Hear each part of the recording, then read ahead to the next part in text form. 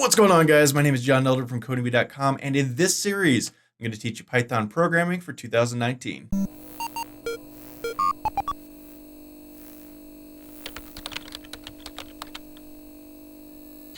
right, guys, my name is John Elder, and in this video, we're going to spend just a couple of very short minutes downloading and installing Python on a Windows computer.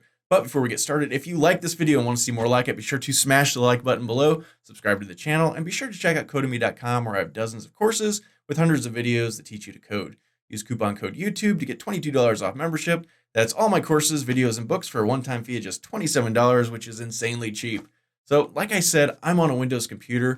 If you're on a Mac, Macs used to come with version 2 of Python, but now we're on version 3 plus. So you're definitely going to want to at least upgrade, if not just install the latest version of Python flat out. Now, it might be a little tricky since there's an older version, so you can Google how to do that. I'm sure there's thousands of tutorials teach you how to do it in just a couple of minutes. I'm on a Windows computer. If you're on a Windows computer, you could just follow along with me right now. Okay, so to download and install Python, we just go to python.org. Pretty simple. Click on the download button, and you can see it already knows I'm on a Windows computer, so it's suggesting this Python 3.7.2. That's the latest version. Notice that Python 3.5 plus can't be used on Windows XP. So if you're still on an XP computer, buy a new computer or download version 3.4 or below, as long as it's version 3 something. And you can click here on this link right here to get other versions that you can download. If you're on a Mac and you come to this page, it'll give you the Mac version to download in this button right here. Now, finally, if it's a different version by the time you watch this video, if you're watching 6 months from now or whatever, and we're on version 3.8 or 3.7.5 or something else, perfectly fine. Just download the latest version and you should be good to go, as long as it's not version 4, right? I'm not sure when version 4 is coming out. It's probably a couple of years from now, so we should be okay.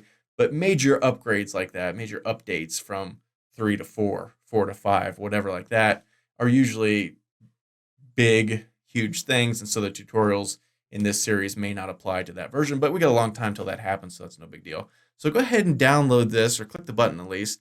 And we want to save this anywhere. It doesn't really matter. I'm just going to save it to my desktop.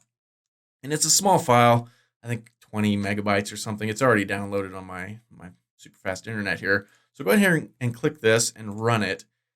And there's one little thing that we need to talk about right off the bat, the very first screen. Notice this thing down here, add Python 3.7 to path, and it's unchecked. You need to absolutely make sure that this is checked, because when we do this, it means we're adding Python to the Windows path, which means we can run Python anywhere on our Windows computer, from any directory, from any program, etc. And that's very, very important. If you've downloaded and installed Python in the past, very likely you didn't check that box, because we never look at things like this when we install things. We just click the default and click next. But it's pretty important that you have that. So I'm going to recommend, if you've previously installed Python, go ahead and uninstall it and then reinstall it and make sure this little thing is checked. You can go to your program command, what's it called? Control panel on Windows, and then you can uninstall it from there. There's a little button that says add or remove programs or something like that. You can figure it out. So to install this, you just click right here, install now. And this doesn't really look like a button, but it is. So you can go ahead and click that. I'm not going to do that because I already have it installed. And once you click that, there's nothing left to do. It'll just, a little progress bar will pop up and it'll show you the installation progress. There's nothing more for you to select or check or anything like that. So you can just go ahead and do that. Now, one thing to note before we move on, this version of Python is 32-bit. And I know what you're thinking right now. Wait a second, I have a 64-bit computer. Why don't I run the 64-bit version of Python? There's a bunch of reasons why you shouldn't. It's not the industry standard, if I could talk today.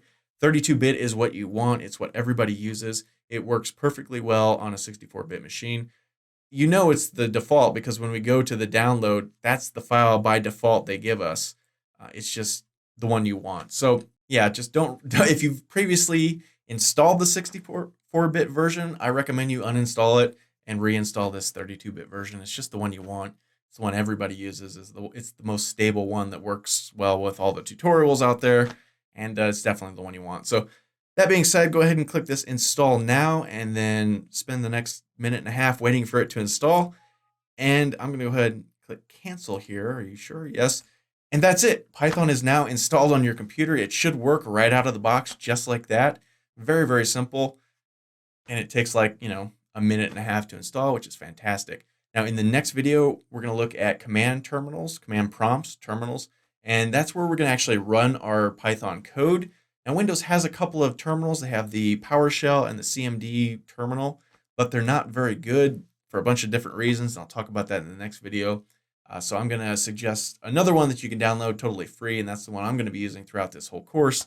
So I recommend that you download that, but we'll talk about that in the next video. So that's all for this video. If you liked it, be sure to smash the like button below, subscribe to the channel, and check out Codemy.com where you can use coupon code YouTube to get $22 off membership. So you pay just $27 to access all my courses, hundreds of videos, and the PDF versions of all of my Amazon #1 best-selling coding books. Join over 50,000 students learning to code just like you. My name is John Elder from Codemy.com, and we'll see you in the next video.